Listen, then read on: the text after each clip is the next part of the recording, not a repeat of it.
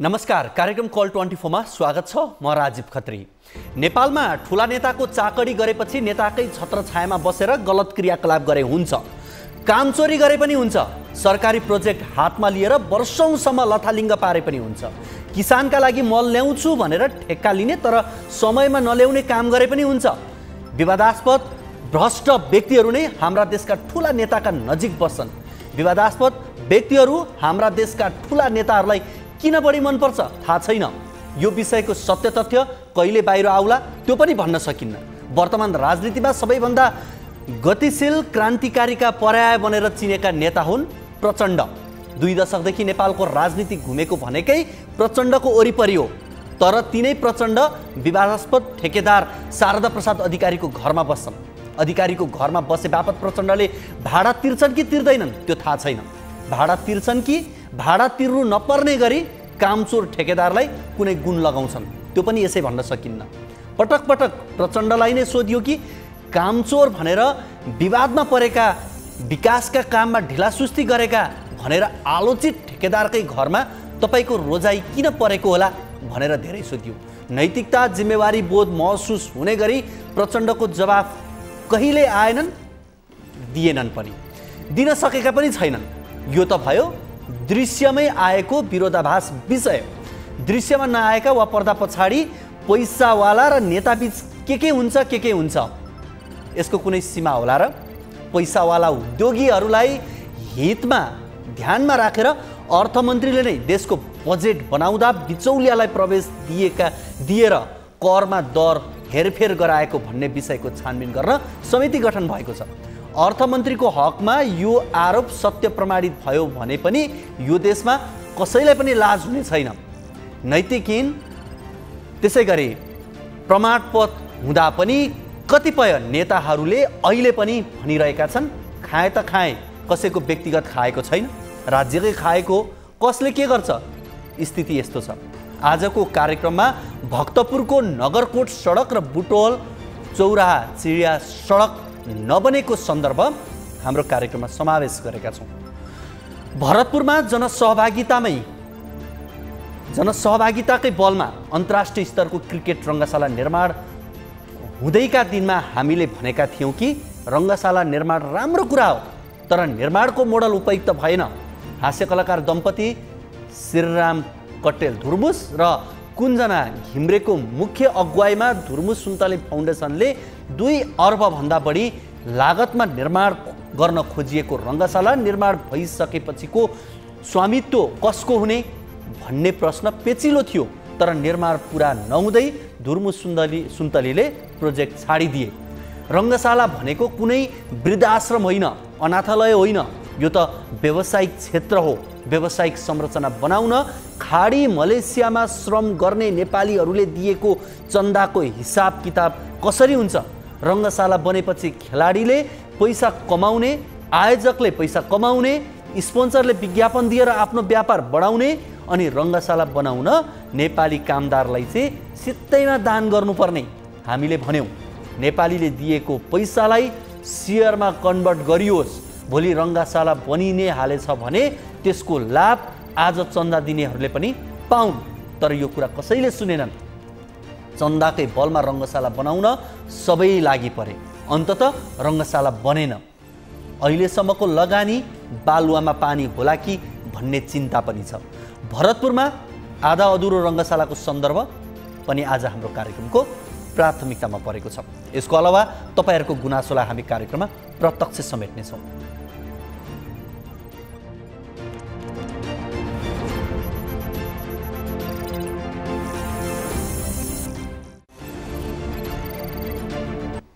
दर्शकवृन्द, तपाईँको कुनै पनि समस्या, जिज्ञासा, अभिव्यक्तिहरू छन् भने कार्यक्रममा फोन गर्न सक्नुहुनेछ। हामीलाई सम्पर्क गर्नका लागि टोल फ्री नम्बर 166001 12424, त्यसै गरी एनसेल नम्बर 9801572424 र भाइबर नम्बर 9884011037 मा कल गर्न सक्नुहुनेछ। तपाईँलाई भाइबर अर्थात् फोन कुन सहिलो लाग्छ त्यही माध्यम उपयोग गरेर कार्यक्रममा आउन सक्नुहुनेछ। आफ्नो समस्या गुनासो कार्यक्रममा राख्न सक्नुहुनेछ। यति बेला हामीसँग कोही दर्शक हाम्रो फोन सम्पर्कमा आउनुभएको छ, उहाँसँग कुराकानी गर्छौँ। हजुर नमस्ते। हजुर हेलो। हजुर कहाँबाट को बोल्दै हुनुहुन्छ? हजुर म भोजपुरबाट बोलेको हजुर। भरतपुरबाट भन्नुभयो? भोजपुरबाट। भोजपुर? भोजपुर कुन ठाउँबाट हुनुहुन्छ? भोजपुर नगरपालिका वार्ड नम्बर 6 बाट। हजुर, तपाईको नाम भन्नुहुन्छ? हजुर मेरो राजकुमार। तपाईको समस्या के होला भन्नुहोस् त? हाम्रो समस्या चाहिँ हजुर भोजपुर हाइड्रो पावर जलविद्युत हाइड्रो पावर भन्ने एउटा चलाएको छ तपाईको। हजुर हजुर हजुर भन्नुहोस् त। अनि 200-300 मुरी फल्ने खेतहरू छ यहाँ खोला खेतमा छ। अनि पानी छोड्दैन, गर्मी यहाँ यो बर्खाको बेला छ पानी छोड्दैन थोपो। उता हाइड्रोसिटी डामको जस्तो हामीले समस्या राख्दाखेरि के भन्छ भने पानी हामीलाई चाहियो यस्तो पानी हुँदैन भन्दाखेरि हाइड्रोले हेर्दैन, हामीले पैसा नेम पुऱ्याइसकेको छ भन्ने कुरा गर्छ। अनि हामीले नेम पहिले भने 10% पानी छोड्नुपर्छ भन्ने नेममा थियो अरे। अनि हुँदा 10% पानी पनि नछोडी टाङटुक उता पानी लाग्छ। सुन्नुहोस् न, तपाईँको आवाज मलाई अलिकति बुझ्न थोरै समस्या भएको छ। तपाईँको नेटवर्कको समस्या हो या तपाईँ काहीँ कुनै ठाउँमा हुनुहुन्छ है? तपाईँले यो भोजपुर कुन ठाउँ भनेर भन्नुभयो यहाँले? भोजपुर नगरपालिका वडा नम्बर 6। भोजपुर नगरपालिका वडा नम्बर 6 भन्नुभयो। अनि तपाईँको खेतमा सिँचाइको समस्याको कुरा राख्नुभएको हो यहाँले? विद्युत हाइड्रो पावर छ, उसले टाकटुक पानी लाग्छ, खोलामा छोड्दैन। हामीलाई चाहिँ खेतको लागि समस्या पानीको। यसो गरौँ, मैले अब तपाईँको आवाज प्रष्टसँग बुझ्न सकिनँ। यहाँसँग हामी फेरि सम्पर्कमा आउँछौँ। सम्पर्कमा तपाईँको नम्बर हामीसँग पक्कै छ र तपाईँसँग म यो विषयमा बुझेर फेरि हामी तपाईँको समस्याको समाधान खोज्ने प्रयास गर्छौँ है त? हुन्छ हजुर, हामी त अत्यन्तै दुःख छ क्या। अब यहाँ खेती गर्नुपर्ने हिलो सुकेर केही छैन, पानी छोड्दैन, छोड्यो भन्छ। ए ठिक छ, अब अलिक सुन्यो भन्नुहोस् त, पानी चाहिँ कसले छोडिदिएको? हजुर, पानी चाहिँ कसले छोडिदिएको? यस्तो हाइड्रोले अहिले भर छोड्नु भने खेतीमा सुक्न आँटो हिलो हाली गरेको होइन? हजुर। अनि छोड्नुभन्दा 500 को पानी छोडेको भन्छ अहिले। अनि एक दिन छोड्छ, अब आधा छोडो, हिजो अस्ति छोडेर त्यस्तै सुकायो। अनि हाइड्रोले हामीले पहिला कुरा गरिसकेको छ, हाइड्रोले केही गर्दैन भन्ने कुरा गर्छ। र खोलामा 10% हिउँदामा पानी छोड्नुपर्छ माछा सब्जी प्रणालीको भन्ने शर्त छ अरे। हिउँदामा 10% पानी पनि छोड्दैन। कसले? हाइड्रो पावरले भन्नुभएको यहाँले? हाइड्रो पावरले चाहिँ कहिले पानी छोडिदिँदैन, कहिले बढी पानी छोडिदिन्छ। बढी छोडिन्छ, कुलो डाँडो भत्कार लान्छ। कुलो भनेपछि ढुन्ने पर्ने समस्या भयो। अनि कन्ट्रोलले छोड्यो भने हुँदैन। अनि हिउँदामा 10% पानी पनि छोड्दैन। तपाईँहरू कति किसानहरू प्रभावित हुनुहुन्छ यसबाट? यसमा किसान त नि धेरै छ नि। एउटाको खेत बाँधै छोडिदिरहेको छ, मुद्दा हालेको छ, त्यति चलिरहेको पातिरहेको छ। अनि एउटा नाला हालेको छ, पानी चल्दैन। अनि हामी यहाँ 8-9 जना छ। हस्, तपाईँले अब यो समस्या राख्नु भएको छ। हामी हाम्रो टिभी जर्नलिस्ट मार्फत पनि यस विषयमा बुझ्ने प्रयास गर्छौँ है। अनि तपाईँले हाइड्रो पावरको सम्बन्धित व्यक्तिको नम्बर उपलब्ध गराउनु भएको छ हामीलाई? गराउनु भएको छैन? ल ठिक छ, तपाईँसँग नम्बर छ उहाँहरूको? छ है। हुन्छ, तपाईँसँग हामी फेरि यो नम्बर लिन्छौँ र बुझ्ने प्रयास गर्छौँ है त? हस्, हुन्छ, कुराकानी गरिदिनु भयो। अहिलेलाई यहाँलाई धेरै धेरै धन्यवाद। हामीसँग भोजपुरबाट एकजना दर्शक हुनुहुन्थ्यो, उहाँको नाम चाहिँ हामीले बुझ्न सकेका थिएनौँ। उहाँले भोजपुर नगरपालिका वडा नम्बर 6 बाट भन्दै हुनुहुन्थ्यो सम्भवतः। उहाँको खेतमा चाहिँ पानीको समस्या कहिले हुने, कहिले बढी छोडिदिने, हाइड्रो पावरको कारण भन्ने उहाँको गुनासो थियो। यस विषयमा हामी पछिल्ला कार्यक्रमहरूमा फेरि बुझ्ने प्रयास गर्छौँ। कार्यक्रमको सुरुवातमा भन्ने लागौँ यो पहिलो रिपोर्टतर्फ। भक्तपुर नगरकोट सडक खण्डको बाटो नबन्दासम्म एक वडा अध्यक्षले सडकमै कार्यालय चलाएका छन्। भक्तपुर नगरकोटको बाटो बनाउन 2 वर्षको समय दिए पनि 9 वर्षसम्म बाटो नबनेपछि भक्तपुरको चागुनारायण नगरपालिका 6 का वडा अध्यक्ष धनबहादुर लामा सडकमै धरना दिएर बसेका छन्। यसअघि पनि भक्तपुरको कमल विनायकदेखि नगरकोटसम्मको सडकको निर्माणले गति नलिएको भन्दै स्थानीयले पटक पटक आन्दोलन गर्दै आएका छन्। 2071 साल जेठमा भारतीय निर्माण कम्पनी AIPL र नेपाली निर्माण कम्पनी सैलुङ कन्स्ट्रक्सनले संयुक्त रूपमा ठेक्का लिएको थियो। सम्झौता अनुसार 2073 असार 3 गते निर्माण सम्पन्न गर्नुपर्ने थियो, तर सडक निर्माणको गति लिन नसक्दा वडा अध्यक्ष लामा भक्तपुर नगरकोट सडक खण्डको लामा चौरमा आफ्नो कुर्सी लिएर सडकमा आएका हुन्। हेरौँ यो रिपोर्ट।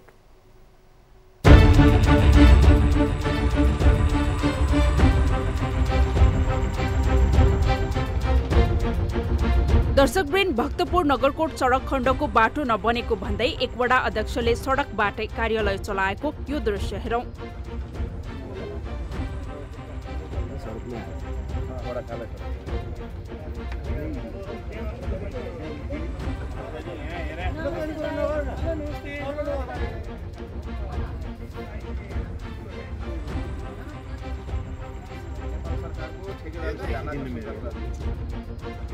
भक्तपुर नगरकोटको बाटो बनाउन 2 वर्षको समय दिए पनि 9 वर्षसम्म बाटो नबनेपछि भक्तपुरको चाङ्गुनारायण नगरपालिकाका वडा अध्यक्ष धनबहादुर लामा सडकमै यसरी धरना दिएर बसेका हुन्। वडा अध्यक्ष लामा भक्तपुर नगरकोट सडक खण्डको लामा चौरमा आफ्नो कुर्सी लिएर सडकमा आएका छन्। यो सडक खण्ड बन्ने निश्चित नभएसम्म यही सडकबाटै वडा कार्यालय चलाएर विरोध गर्ने लामाको अडान छ। यसअघि पनि समयमा काम नसकेको भन्दै स्थानीयले पटक पटक आन्दोलन गर्दै आएका थिए। यसअघि भक्तपुर नगरकोट सडक खण्डमा बाटो नबन्दा गाडी चालकले ठेकेदार शारदा प्रसाद अधिकारीको फोटो नै गाडीमा टाँसेर विरोध गरेका थिए। त्यति मात्र होइन, भक्तपुरको कमल विनायक नगरकोट पीडित जनताले भौतिक पूर्वाधार तथा यातायात मन्त्री रेणुकुमारी यादवलाई बीच सडकमै रोकेको गत वर्ष मङ्सिर 26 गतेको बाटो बनाउन यसरी दबाब दिएका थिए।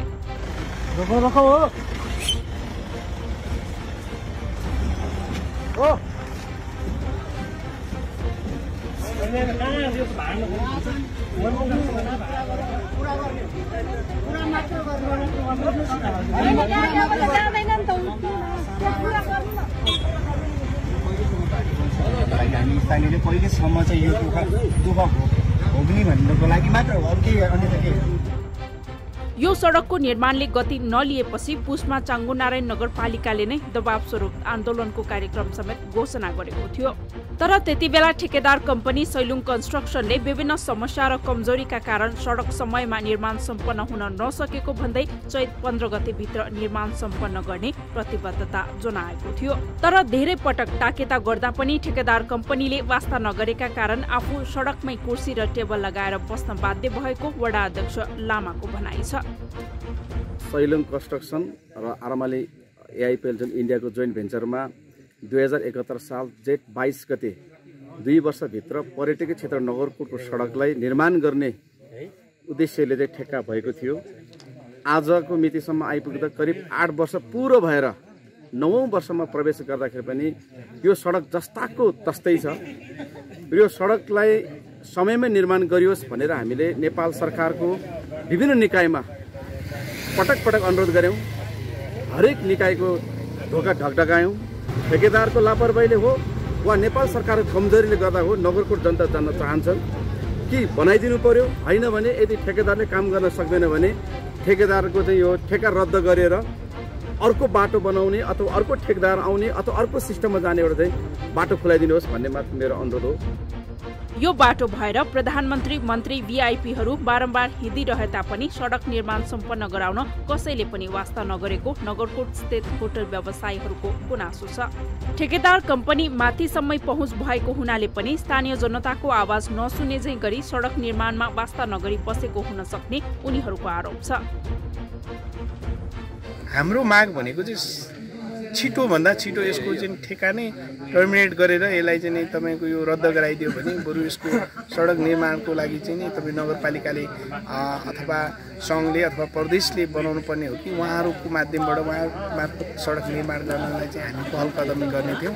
आजसम्म यो नागरिकलाई सडक टाइममा नबनाएको कारणले शारदा प्रसाद अधिकारीले चाहिँ निकै दुःख दिइरहेको छ। अहिलेसम्म धेरै पटक हामीले चाहिँ तपाईँको भेट्ने प्रयास गऱ्यौँ। उहाँलाई चाहिँ यो समस्या के हो, यसको निम्ति हामी के सहयोग गर्न सक्छौँ भनेर धेरै पटक भेट्ने प्रयास गऱ्यौँ, त्यो पनि भेट्न सकेन।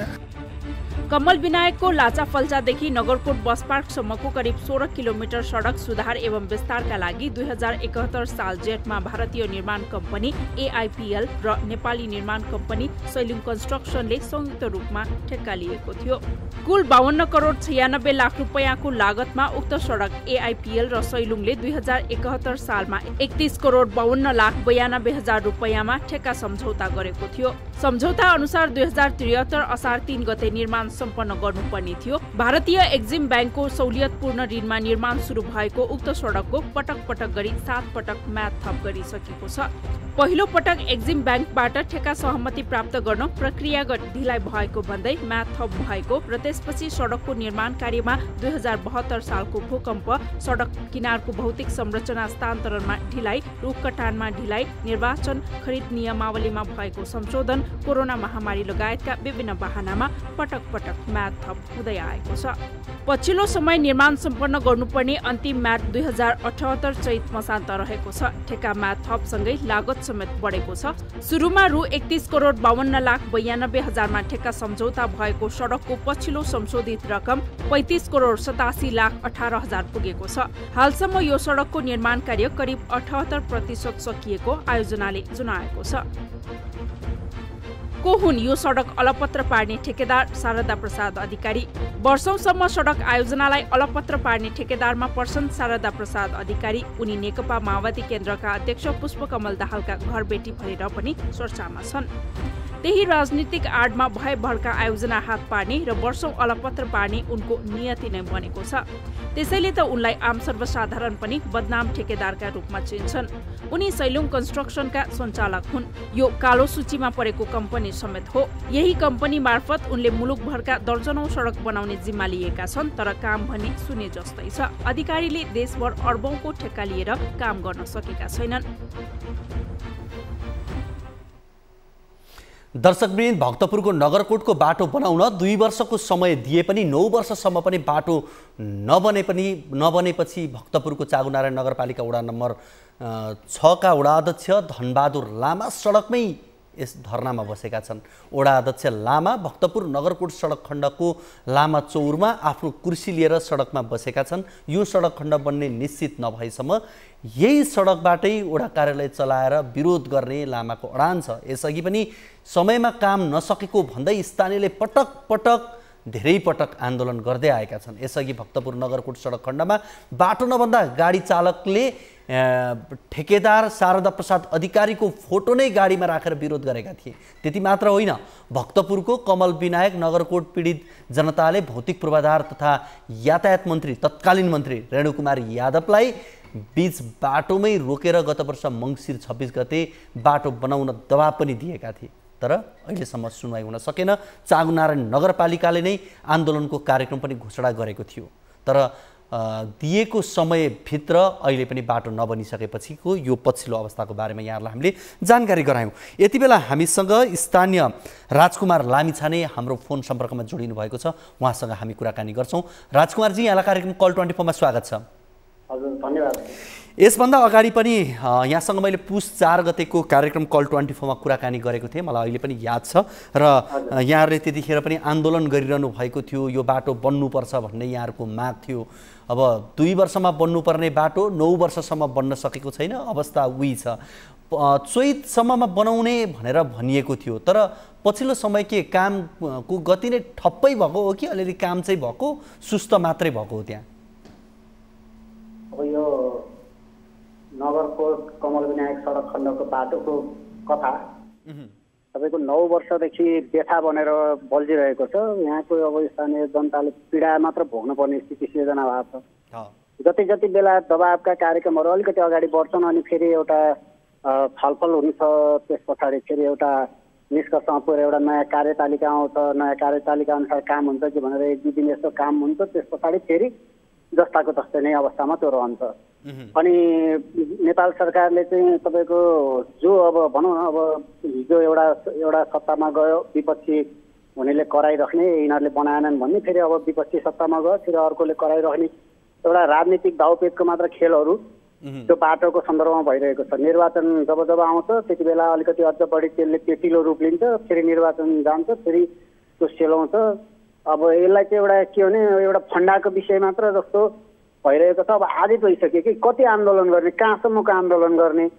अब के तपाईँको राज्यको प्रधानमन्त्री जतिको मान्छेलाई समेत ध्यान आकर्षण गराएर त्यहाँबाट समेत अनुगमन भइसक्दा प्रधानमन्त्रीभन्दा माथि संसदीय विकास समिति छ, त्यसको समेत चाहिँ सम्पूर्ण सांसदज्यूहरूलाई लिएर आएर चाहिँ हामीले बाटोमा हिँडाएर सबै कुराहरू गरिराख्दा उहाँहरूसँग समेत बसेर चाहिँ ठेकदार पक्षहरूले बसेर चाहिँ एउटा कार्यतालिका लिएर आउँदाखेरि त्यो कार्यान्वयन नभइसकेपछि पटक पटक कार्यान्वयन नहुँदाखेरि पनि यसलाई कारवाही नहुनु, यसलाई जरिवाना नहुनु चाहिँ यो अचम्मको विषय रहेको छ कि यो चाहिँ देशमा के छ भने ठेकदारले चाहिँ चलाएको देश जस्तो, ठेकदारले चाहिँ चलाएको बजेट जस्तो त्यस्तो स्थिति सिर्जना भएको छ। अब अहिले तत्काल पनि चाहिँ अब हाम्रो 6 नम्बर वडाको वडाध्यक्षज्यूले हिजोदेखिबाट चाहिँ सडकमै बसेर एउटा दबाब सिर्जना गरिरहनु भएको छ। मैले खबर पाएसम्म चाहिँ 7 नम्बर वडाका वडाध्यक्षज्यू पनि आजबाट चाहिँ सडकमै बस्नु भएको छ। त्यो 6 र 7 नम्बरका जनताहरू सबभन्दा बढी पीडित छन्। अब यो दबाब पनि चाहिँ मलाई के लाग्छ भने कति लामो समयसम्म उहाँहरू सडकमा बस्ने, कसले आएर सम्बोधन गरिदिने, सम्बोधन गरिसके पछाडि फेरि ग्यारेन्टी बन्छ भन्ने अथवा कारवाही हुन्छ भन्ने चाहिँ कसरी चाहिँ हामीले विश्वास लिने, त्यो चाहिँ अप्ठ्यारो परिरहेको छ। मुख्य कुरो त अब जनप्रतिनिधिज्यूहरूलाई धेरै धेरै धन्यवाद छ।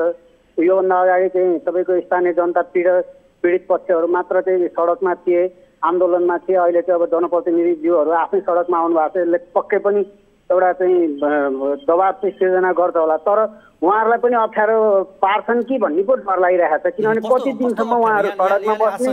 यहाँले आशंका गर्नुभएको अप्ठ्यारो चाहिँ कस्तो? हजुर हजुर, यहाँले आशंका गर्नुभएको अप्ठ्यारो चाहिँ कस्तो? के मैले गरेको आशंका चाहिँ कस्तो भने योभन्दा अगाडि तपाईँको प्रधानमन्त्रीको कार्यालयदेखि लिएर संसदीय विकास समितिका त्यति बेलाका सभापति र सांसदहरू ज्यू सहित र ठेकदार आन्दोलन पक्षधर 3 जना बसेर चाहिँ एउटा कार्यतालिका सार्वजनिक भएको थियो। त्यो कार्यतालिका अनुसार नि काम भएन।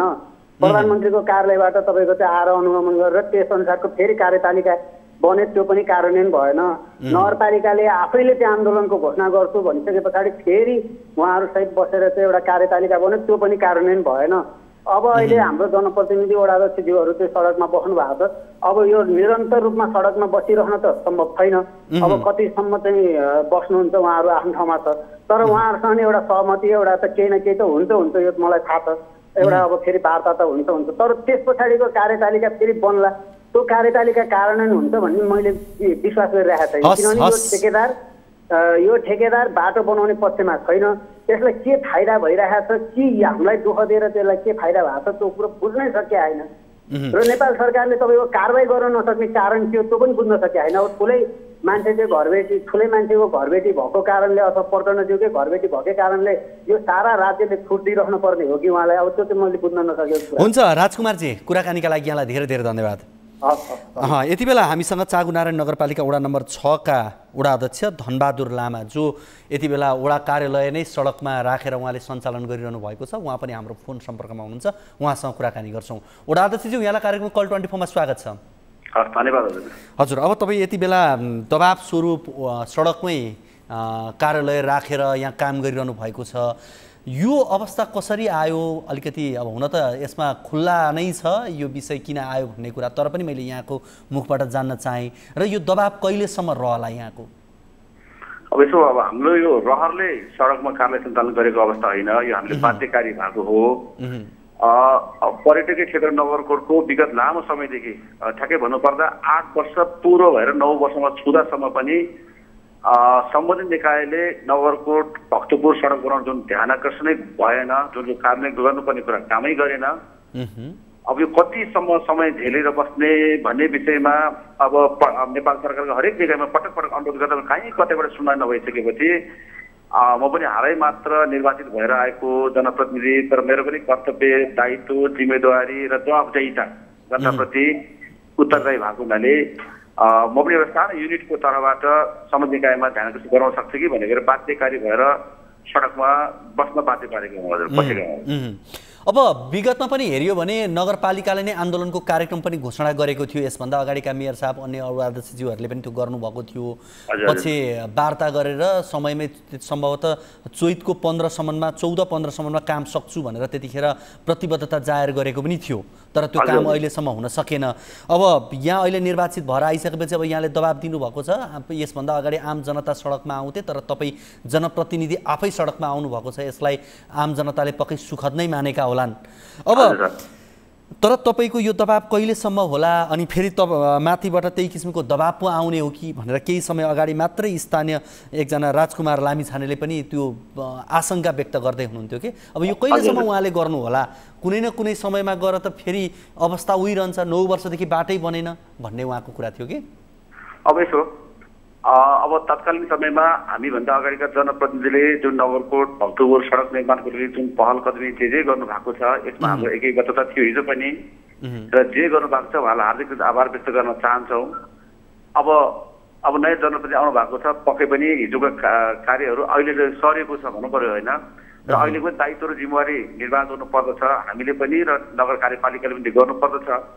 र हामी भर्खर निर्वाचित भएर आएका हौँ र पछि अब यो भक्तपुर नगरकोट सडक खण्ड चाहिँ अब यो असार पनि जालाइसक्यो। अहिले हेर्नुहोस्, अहिले नगरकोट आउने जाने क्रममा पर्यटक लगायत स्थानीय बासिन्दाले साह्रै समस्याहरू झेलिरहेको छ।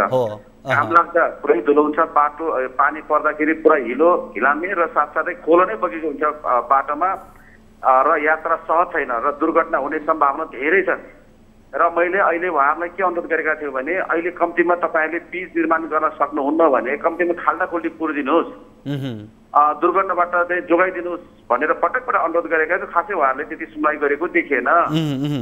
नदेखेपछि अब एउटा कुरो त्यो बाटो रह्यो भने अब यो सिङ्गो नगरकोटको सडक नै सम्पूर्ण सडक कहिलेसम्म बन्छ भने कुनै टुङ्गो पनि देखिन, ग्यारेन्टी पनि देखेन। अब बन्छ बन्दैन भने भविष्य नै अन्यलमा रहेको अवस्थामा अब आखिर के हो त यो? अब यो समस्या के हो, समाधान कसले गर्नुपर्ने?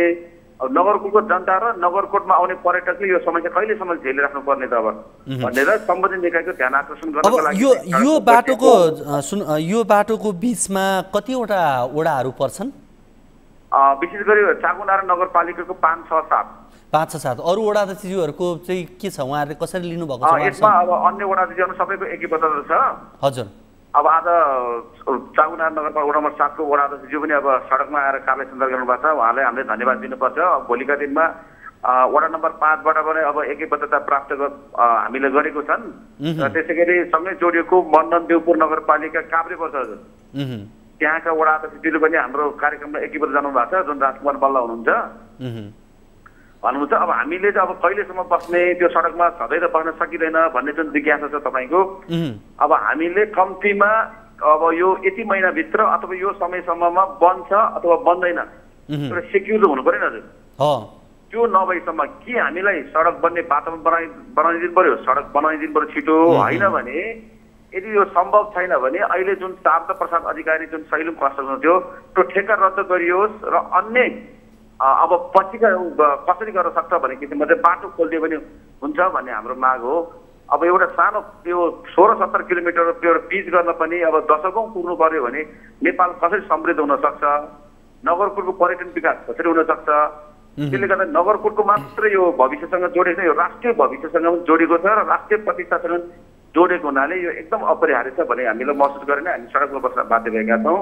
र हामीसँग होटल व्यवसाय, मजदुर, अब यो स्थानीय बासिन्दा सम्पूर्ण राजनीतिक दलका साथीहरू हामीसँगै एकैबद्ध रूपमा सडकमा बसिरहेका छौँ। हस्, कुराकानी गरिदिनु भयो, यहाँलाई धेरै धेरै धन्यवाद। हस्, धन्यवाद। हामीसँग हुनुहुन्थ्यो चाकुनारायण नगरपालिका 6 का वडा अध्यक्ष धनबहादुर लामा हुनुहुन्थ्यो।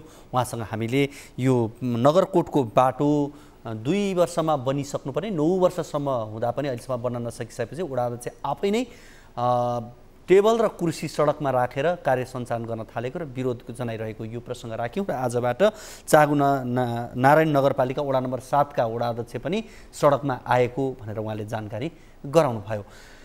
दर्शकवृन्द, अब भने लागौँ अर्को रिपोर्टतर्फ।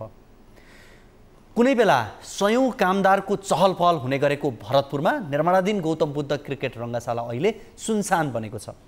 विगतमा जोडतोडका साथ रङ्गशालामा कर्मचारी काम गर्ने गरे पनि हाल अवस्था फेरिएको।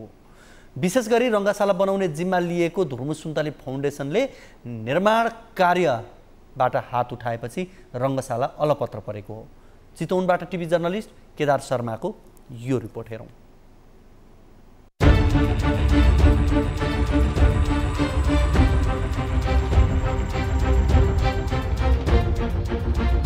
कुनै समय यहाँ ठूला ठूला अन्तर्राष्ट्रिय क्रिकेट प्रतियोगिता आयोजना गर्ने लक्ष्यसहित रङ्गशाला निर्माणको काम सुरु गरिएको थियो। यसका लागि थुप्रै मानिसले व्यक्तिगत सहयोग समेत गरेका थिए। तर रङ्गशाला बनाउने जिम्मा लिएको धुर्मु सुन्तली फाउन्डेसनले निर्माण कार्यबाट हात उठाएपछि विगत 9 महिनादेखि निर्माण कार्य अल्पत्र परेको छ। सीताराम कट्टेल धुर्मुस र कुञ्जना घिमिरे सुन्तलीले सुरु गरेको रङ्गशाला बनाउने काम रकम अभावका कारण ठप्प भएको हो। धुर्मुस सुन्तलीले रकम अभावका कारण हात झिकेपछि भरतपुर महानगरकी मेयर रेणु दाहालले रङ्गशालाको स्वामित्व महानगरले लिने बताएकी थिइन्। तर हालसम्म पनि रङ्गशालामा कुनै काम अघि बढ्न सकेको छैन। काम राम्रो गरेको एकदम सही तरिकाको काम भएको। अहिले बनाउने भनेको रेणुले परदेशलाई जिम्मा दिएर परदेशले बनाउने कुरो भएको छ। मैले सुने अनुसार परदेशले कहिलेबाट चालु गर्छ कहिलेबाट गर्दैन त्यो अझै निश्चित छैन। बजेट रोकिदियो। समन्वय जनता यहाँको स्थानीयसँग भन्दाखेरि पहिला नभएको होइन, ठिकै थियो, राम्रै तरिकाले गर्दै थियो। पछिल्लो चरण आएर किन अब अलिकति स्थानीयहरूलाई यहाँ सबैको स्थानीयको मुखबाट चाहिँ समेटेर गएन, एक्लै गर्न खोज्यो भन्ने कुराहरू पनि नआएको होइन। 25,000 दर्शक अट्ने गरी निर्माण हुन लागेको रङ्गशालामा क्रिकेट परीक्षण मैदान, फुटबल, भलिबल, ब्याडमिन्टन सहित स्विमिङ पुल समेत निर्माण गर्ने योजना बनाएको थियो। 90% खेल मैदानको काम सकिएको दाबी गरिएको रङ्गशालामा प्याराफिटका लागि 286 वटा पिल्लर उठाइएका छन्। धुर्मु सुन्तली फाउन्डेसनले हालसम्म 56 करोड भन्दा बढी रकम खर्च गरेको बताएको छ। 3 अर्ब लागतमा निर्माण गर्न लागि रङ्गशालामा निर्माण कार्य अघि नबढेको मात्र नभई निर्माण भएको संरचना पनि अल्पत्र बनाइएको छ। भरतपुर महानगरपालिकाले संघीय मन्त्रालय हुँदै संघीय युवा खेलकुद मन्त्रालयमा गत फागुन महिनामा पेश गरेको अवस्था हो र नेपाल सरकारले त्यो संरचनालाई यहाँ पेश भएका डकुमेन्टको आधारमा त्यसको स्वामित्व ग्रहण गरेर नेपाल सरकारले स्वामित्व ग्रहण गरेर बाँकी निर्माण कार्यलाई अघि बढाउने सम्बन्धमा मन्त्री परिषदबाट निर्णय हुन आवश्यक हुन्छ। त्यसका लागि त्यही प्रक्रियामै रहेको अवस्था छ। धुर्मु सुन्तली फाउन्डेसनले रङ्गशाला निर्माणमा 17 करोड ऋण देखाएपछि आर्थिक हिनामिनाको आरोप फाउन्डेसनलाई छ। रङ्गशाला निर्माण अल्पत्र भएपछि फाउन्डेसनसँगै हातेमालो गरेर श्रमदान गरेका सयौं स्थानीयको श्रमको कदर हुन सकेको छैन। रङ्गशाला निर्माणले नेपालको खेलकुद विकासमा टेवा पुर्याउनेमा कुनै शङ्का छैन। सोही कारण तत्काल सरकारले जिम्मा लिएर जनताको पसिना र श्रमको समेत कदर गर्नुपर्ने स्थानीयको माग छ।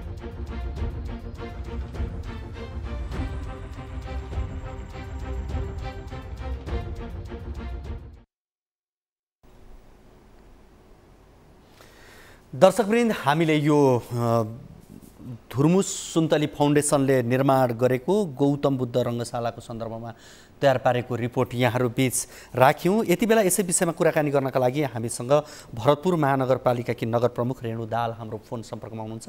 उहाँसँग हामी कुराकानी गर्छौँ। नगर प्रमुखज्यू, यहाँलाई कार्यक्रम कल 24 मा स्वागत छ। हजुर, नमस्कार। हजुर, अब मैले एउटा जिज्ञासा यहाँसँग धेरै समय लिदिनँ। विशेष गरी यो धुर्मु सुन्तली फाउन्डेसनले गौतम बुद्ध रङ्गशाला निर्माणको काम विषयमा अलपत्र छाडिसकिसकेपछि यहाँले नै अब महानगरले जिम्मेवारी लिन्छ भनेर भन्नुभएको थियो। अब कसरी अगाडि बढ्ला यो विषयमा हामी एकदमै निरन्तर छलफलमा छौँ। महानगरपालिकाको तर्फबाट हामीले यसको प्राविधिक मूल्याङ्कन, आर्थिक मूल्याङ्कन, सबै खालको मूल्याङ्कन हामीले गरिसकेका छौँ र धुर्मु सुन्तली फाउन्डेसनले पनि अब आफूले निर्माण कार्य अगाडि बढाउन नसक्ने भनेर महानगरपालिकालाई हस्तान्तरण गरिसक्नु भएको छ। अब नसकेर हस्तान्तरण मात्रै गरेको भए त हामीलाई बजेटको सुनिश्चित गरेर यो कामलाई निरन्तरता दिन धेरै कठिनाइ थिएन। अलिकता यहाँ ऋण पनि सामान्य छैन, धेरै ठुलो एउटा मात्रामा ऋणको अवस्था भएको कारणले गर्दाखेरि झन्डै 18 करोड ऋणको उहाँहरूले हिसाब बुझाउनु भएको छ। अब त्यो ऋण कसरी तिर्ने भन्ने कुराको धेरै ठुलो चुनौती हामीलाई खडा भएको छ र हामीले अब सङ्घीय सरकार हामीभन्दा माथिको सरकारलाई पनि त्यसको प्राविधिक मूल्याङ्कन र आर्थिक मूल्याङ्कन सहितको समग्र प्रस्ताव हामीले खेलकुद मन्त्रालयलाई पेश गरेका छौँ। खेलकुद मन्त्रालयबाट पनि अब यसको थप अध्ययन गरेर अब मन्त्री परिषदमा लाने ढङ्गले तयारी अगाडि बढाएको छ। हामी भरतपुर महानगरपालिकाको तर्फबाट निरन्तर सम्पर्कमा संवादमा छौँ खेलकुद मन्त्रालयसँग र हामीले अब नेपाल सरकार प्रधानमन्त्री कार्यालयसँग पनि मुख्य सचिव प्रधानमन्त्रीज्यूसँग पनि हामी निरन्तर संवादमा छौँ। आज मात्रै पनि म बिहान करिब 11 बजेतिर प्रधानमन्त्री कार्यालय प्रधानमन्त्री निवास बालुवाटारमा अब पूर्व प्रधानमन्त्री अध्यक्ष कमरेड प्रचण्ड सहित अब यही रङ्गशालाको विषयलाई लिएर अब यसलाई कानुनी हिसाबले यो समस्यालाई समाधान गरेर अब निर्माणको कामलाई अगाडि बढाइदिनु पर्यो। अब सङ्घीय सरकारबाट पनि बजेट अहिले छुटिएको छ, विनियोजन भएको छ। बागमती प्रदेश सरकारबाट पनि बजेट विनियोजन भएको छ। महानगरपालिकाले पनि हामी छुटाउँदैछौँ बजेट, केही न केही रङ्गशाला निर्माणका लागि हामी विनियोजन गर्दैछौँ। अब बजेटको समस्या भएन, अब यो चाहिँ टेक्निकल जो समस्या छ ऋणको, यसलाई अब एउटा टुङ्गोमा पुग्नको लागि मन्त्री परिषद बाहेक अरू विकल्प देखिएन।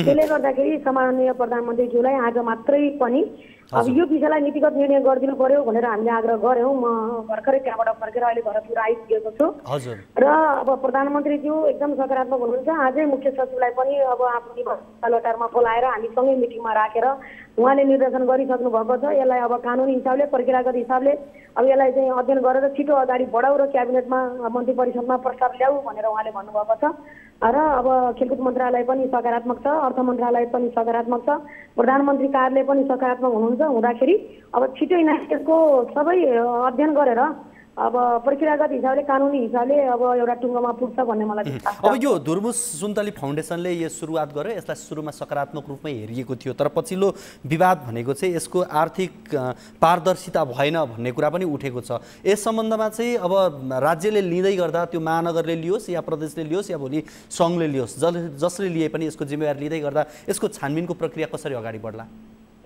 अब यो त्यो बाहिर त्यो हिसाब सार्वजनिक होइन समग्र यसको अडिट गरेर हिसाब सार्वजनिक भएन भन्ने खालका धुर्मुस सुन्तली फाउन्डेसनबाट हिसाब सार्वजनिक भएन भन्ने खालका जनगुनासोहरू थियो। अब उहाँले महानगरपालिकालाई जुन खालको अब समग्र आय व्यय प्रस्तुत गर्नुभएको छ, महानगरपालिकाले फेरि थप त्यसको अध्ययन गरेर हामीले फेरि तेस्रो पक्षलाई पनि जो सरकारी पक्ष यो लेखा परीक्षण एउटा संस्था सरकारी अब पक्षलाई हामी त्यसको थप अध्ययन गर्न महानगरपालिकाको तर्फबाट दियौँ। उहाँहरूले पनि समग्र आर्थिक मूल्याङ्कन गरेर अब उहाँहरूले 18 करोड ऋण भन्नुभएको छ फाउन्डेसनले। हाम्रो सरकारी पक्षबाट हामीले एकछिन गरेर समग्र हिसाब किताबहरू र त्यहाँको प्राविधिक मूल्याङ्कन आर्थिक मूल्याङ्कन गर्दाखेरि 12 करोड थप तिर्नुपर्ने दायित्व भनेर महानगरपालिकाको तर्फबाट एकछिन भएको छ। धुर्मुस सुन्तली फाउन्डेसनको तर्फबाट 18 करोड प्लस देखाउनु भएको छ। अब यो खालको अलिकति अन्तर्विरोधले गर्दाखेरि पनि हामीलाई अलिकति गाह्रो भएको छ, यसलाई कसरी टुङ्गोमा पुग्ने भन्ने कुरा। अर्को कुरा, हाम्रो जो धुर्मुस सुन्तली फाउन्डेसन र भरतपुर महानगरपालिकाको बिचमा निर्माण कार्य सुरु गर्दाको बखतमा जुन खालको सम्झौता भएको थियो, द्विपक्षीय सम्झौता, हाम्रो 11वटा बुदामा सम्झौता भएको छ। अब निर्माण कार्य उहाँहरूले गर्ने, स्रोत उहाँहरूले जुटाउने र निर्माण गर्ने, महानगरपालिकाले व्यवस्थापन गर्ने भन्ने कुरा, आवश्यक समन्वय सहजीकरण गर्ने भन्ने कुरा थियो र 11 बुदामा ऋण लगाएर काम गर्ने भन्ने कुराहरू थिएन र पनि ऋण अलिकति ऋण गरी गर्ने भन्ने त हाम्रो सम्झौतामा थिएन। तर पनि फाउन्डेसनले ऋण खोजेर त्यो कार्य अगाडि बढाउँदाखेरि थोरै जटिलता र चुनौती हामीलाई त्यहाँनिर खडा भएको छ। फेरि पनि अब के उपाय हुन्छ महानगरपालिकाको तर्फबाट सब ठिक छ। अब यो जे नहुनु थियो भइसकिहालेको छ। अब यो अलपत्र अवस्थामा रहँदैन, चाँडोभन्दा चाँडो यसको काम हुन्छ भन्ने चाहिँ सबै विश्वस्त भए हुन्छ। त्यसो भए अब एकदम यो विषयमा हामी धेरै नै एउटा प्रतिष्ठाको विषय पनि बनेको छ। सिङ्गो चितवन जिल्लाकै लागि हामीले यति धेरै यो बनोस् भनेर अब महानगरपालिकाको तर्फबाट पनि चितवन जिल्लावासीहरूले आफ्नो अब गच्छ अनुसारको जुन खालको सहयोग धन्यार्जन माया जो हामीले लगायौँ सबै चिजहरू गरेर जुन खालको स्रोतहरू जुटायौँ गर्दाखेरि पनि अहिले जुन अल्पत्रको अवस्थामा छ, म के भन्छु भने स्थानीय सरकारको तर्फबाट महानगरपालिकाको तर्फबाट यसलाई अल्पत्र पार्न हामी दिँदैनौँ, यो अल्पत्र पर्दैन। अलिकति यही ऋण जो टेक्निकल कुरा छ यसलाई चाहिँ हामी कसरी समाधान गर्ने भन्ने कुरा मात्रै हो। स्रोतको समस्या छैन, बजेटको समस्या कुनै पनि हालतमा हुँदैन। बजेटको त हामी जति नै व्यवस्थापन बहुवर्षीय सहमति लिएर स्रोतको सुनिश्चित गरेर हामी ठिक्का गरेर अगाडि बढ्नलाई केही कठिनाइ छैन। मात्र यो ऋणको कारणले गर्दा हामीलाई अलिक गाँठेर परेको हो। अब आजै मात्र पनि छलफल भएको छ र अब शिक्षक मन्त्रीजी पनि एकदमै सकारात्मक ढङ्गले अगाडि बढिराख्नु भएको छ। मुख्य सचिवजीले जिम्मा लिनुभएको छ। यसको अब कानुनी र प्राविधिक अब अध्ययन गरेर छिटोभन्दा छिटो अबको मन्त्री परिषदमा प्रस्ताव लैजाने भन्नुभएको छ। अब ऋणलाई के गर्ने भन्ने सन्दर्भमा अनि अरू कामको सन्दर्भमा पनि अब एकैचोटि अब टुङ्गोमा पुगेर छिटोभन्दा छिटो निर्णय गर्ने भन्ने कुरा छ। अब सायद मलाई लाग्छ अब छिटो निर्णय हुन्छ र यो काम अल्पत्र हुँदैन, कामले एउटा गति लिन्छ। हस्, कुराकानीका लागि यहाँलाई धेरै धेरै धन्यवाद। हस्, धन्यवाद। हामीसँग हुनुहुन्थ्यो भरतपुर नगरपालिकाकी नगर प्रमुख रेणु दाहाल हुनुहुन्थ्यो। उहाँसँग हामीले विशेष गरी यो गौतम बुद्ध रङ्गशाला अलपत्र परेको सन्दर्भ र यसको काम अब कसरी अगाडि बढ्छ भन्ने सन्दर्भमा रहेर कुराकानी गऱ्यौँ। कुनै समय यहाँ ठुल्ठुला अन्तर्राष्ट्रिय क्रिकेट प्रतियोगिता आयोजना गर्ने लक्ष्यसहित रङ्गशाला निर्माणको काम सुरु गरिएको थियो। यसका लागि थुप्रै मानिसले व्यक्तिगत सहयोग समेत गरेका थिए। तर रङ्गशाला बनाउने जिम्मा लिएको धुर्मु सुन्तली फाउन्डेसनले निर्माण कार्यबाट हात उठाएपछि विगत 9 महिनादेखि निर्माण कार्य अलपत्र परेको छ। सीताराम कट्टेल धुर्मुस र कुञ्जना घिम्रे सुन्तलीले सुरु गरेको रङ्गशाला बनाउने काम रकम अभावका कारण ठप्प भएको र धुर्मुस सुन्तलीले रकम अभावका कारण हात झिकेपछि भरतपुर महानगरपालिकाकी मेयर रेणु दाहालले रङ्गशालाको स्वामित्व महानगरले लिने बताएकी थिइन्। तर हालसम्म पनि रङ्गशालामा कुनै पनि काम अघि बढ्न सकेको छैन। दर्शकवृन्द, यति बेला हामीसँग कोही दर्शक हाम्रो फोन सम्पर्कमा हुनुहुन्छ, उहाँसँग कुराकानी गर्छौँ।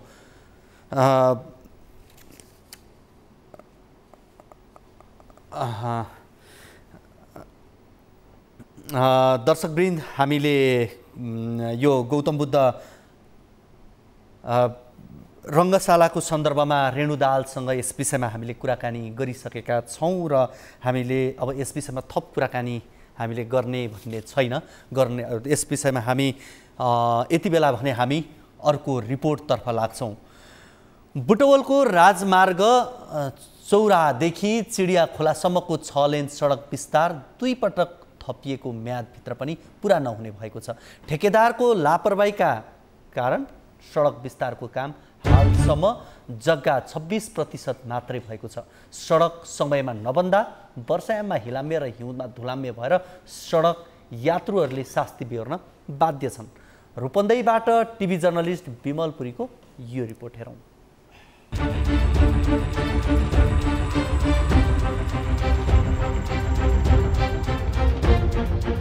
बुटवल बेलहिया व्यापारिक मार्ग विस्तार आयोजना अन्तर्गतको यो झण्डै 3 किलोमिटर सडक 30 महिनामा पूरा गर्ने गरी कञ्चनजङ्घा बिरुवा जेबी सङ्घ ठेक्का सम्झौता भएको थियो।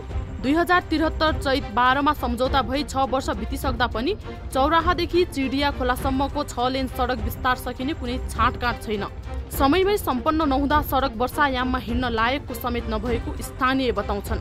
यो बाटोको अवस्था देख्दाखेरि यहाँको जुन बुटवल महानगरपालिका नगरपालिका जुन अवस्थामा राख्नुपर्ने होइन, यो पोखरीको तालमा छ, गाडीहरू यसरी भर्खर पनि हेरिहाल्नु भयो हजुरले। त्यहाँ झन्डै 15 मिनटको लाइनपछि बल्ल पाला आयो। सडकको 82 फुट क्षेत्रभित्र घर परेका घरधनीले अदालतमा मुद्दा हालेपछि 2 वर्ष काम रोकिएको थियो। 2075 वैशाख 12 गते अदालतको आदेशले सडक निर्माणको बाटो खुलेपछि 2077 जेठमा पूरा गर्ने गरी पहिलो पटक म्याद थपेको थियो।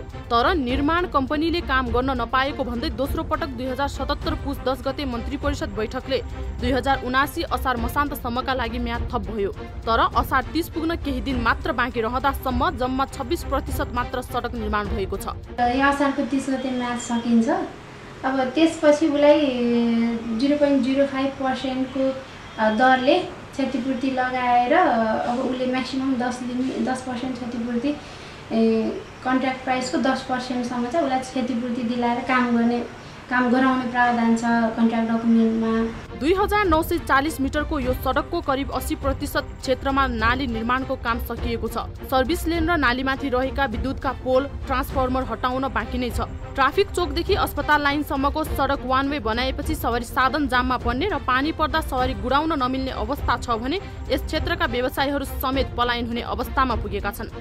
यो चिडिया खोला राजमार्ग जाने बाटो लगभग अहिले करिब 5 वर्ष पुगेर 6औं वर्षमा लाग्दैछ।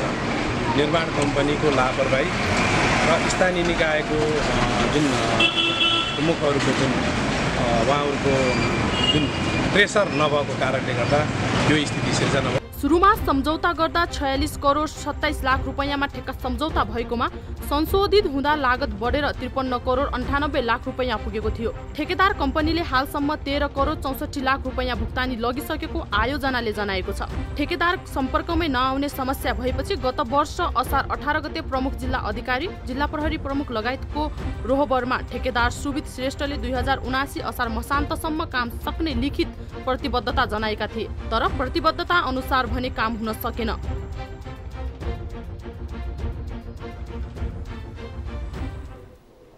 दर्शकवृन्द, बुटोल बेलिया व्यापारिक मार्ग विस्तार आयोजना अन्तर्गतको यो झण्डै 3 किलोमिटर सडक 30 महिनामा पुरा गर्ने गरी कञ्चनजङ्घा बिरुवाजीवीसँग ठेक्का सम्झौता भएको थियो। 2073 चैत्र 12मा सम्झौता भई 6 वर्ष बितिसक्दा पनि चौरादेखि चिडिया खोलासम्मको 6 लेन सडक विस्तार सकिने कुनै छाँटकाँट छैन। समयमै सम्पन्न नहुँदा सडक वर्षायाममा हिँड्न लायकको समेत नभएको स्थानीयहरू बताउँछन्। हामीले यो प्रसङ्गको रिपोर्ट यहाँहरू बीच राख्यौँ र देशमा विकासका कामहरूको जिम्मा लिने, समयमा नसक्ने, समयमा काम नगर्नेलाई कारबाही गर्ने प्रचलन भनेको त छँदै छैन भन्दा पनि हुन्छ। देशभरिको पछिल्लो अवस्था छ। यति बेला हामीसँग यसै विषयमा कुराकानी गर्नका लागि उपभोक्ता हित संरक्षण मञ्च बुटोलका अध्यक्ष समुद्र जीसी हाम्रो फोन सम्पर्कमा हुनुहुन्छ। उहाँसँग हामी कुराकानी गर्छौँ। समुद्रजी, यहाँलाई कार्यक्रम कल 24 मा स्वागत छ।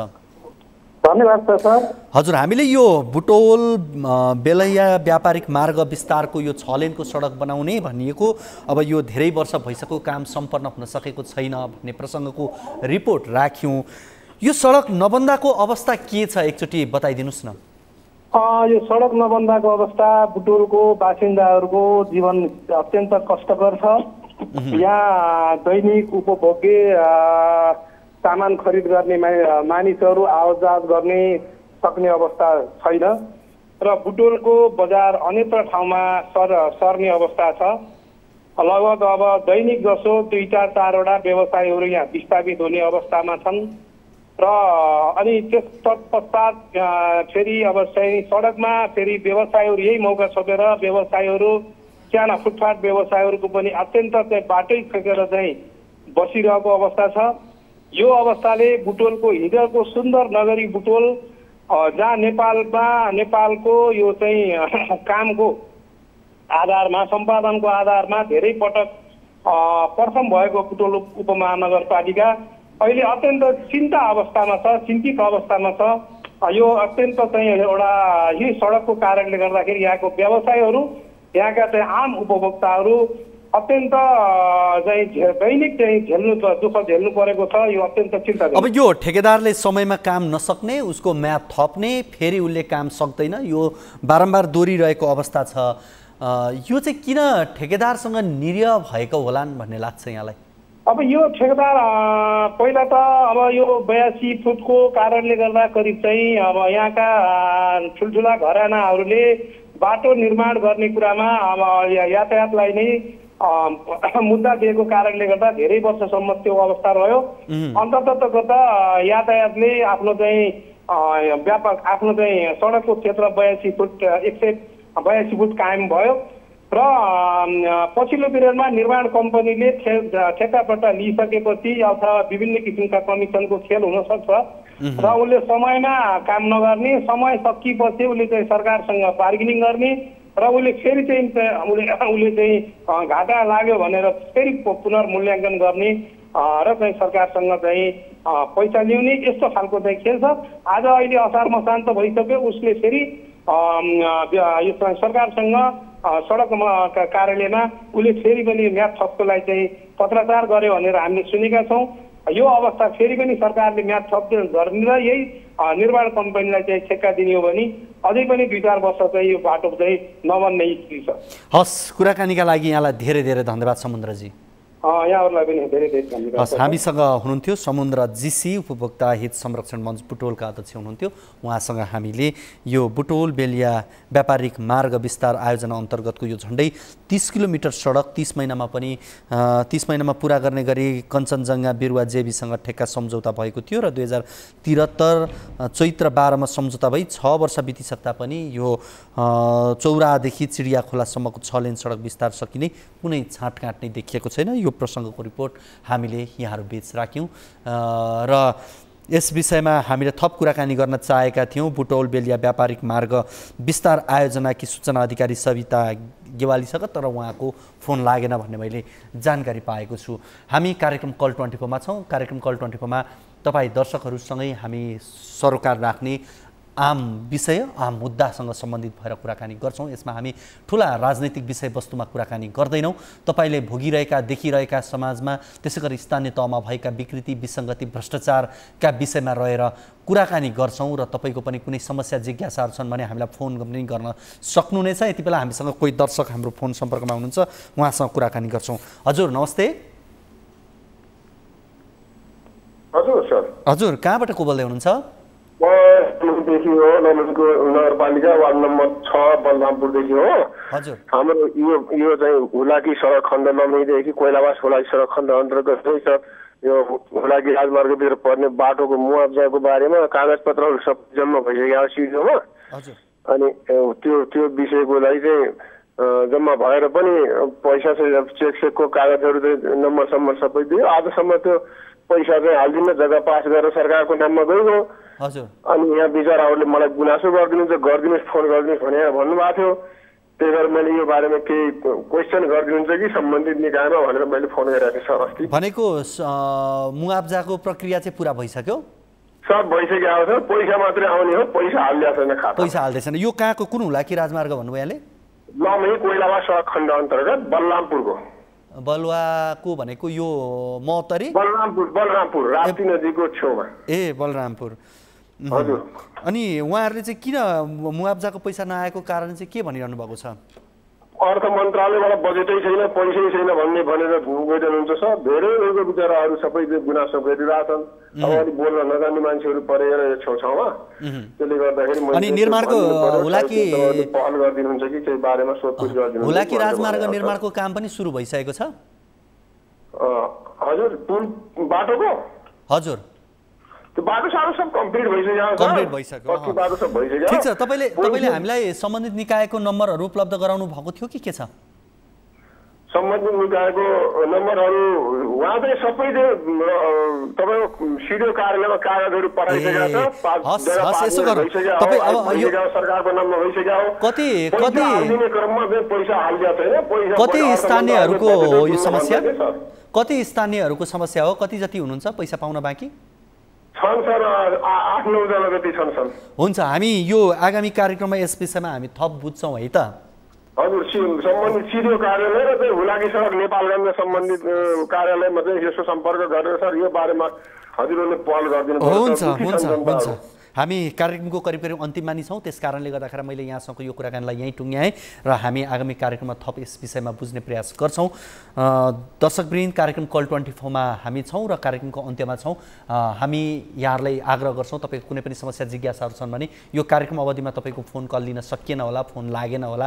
यदि त्यस्तो भयो भने अन्य समयमा पनि हामीलाई फोन गर्नु होला। स्क्रिनमा देखिएका नम्बरहरूमा हाम्रो टोल फ्री नम्बर 1660 01 12 424, त्यसै गरी एनसेल नम्बर 98 015 72 424 रहेको छ। त्यसै गरी भाइबर नम्बर 98 84 011 037 मा हामीलाई कल गरेर समस्या गुनासो कार्यक्रममा राख्न सक्नुहुनेछ। तपाईँले राख्नुभएको समस्याको समाधान जिज्ञासाको जवाब हामी कार्यक्रममा खोज्ने प्रयास गर्छौँ। आजको कार्यक्रमको निर्धारित समय सकिसकेको छ। भोलिको कार्यक्रममा हामी अन्य विषयहरू सहित लिएर यहाँहरू बिच आउनेछौँ। तबसम्मको लागि बिदा दिनुहोस्। हवस् त, नमस्ते।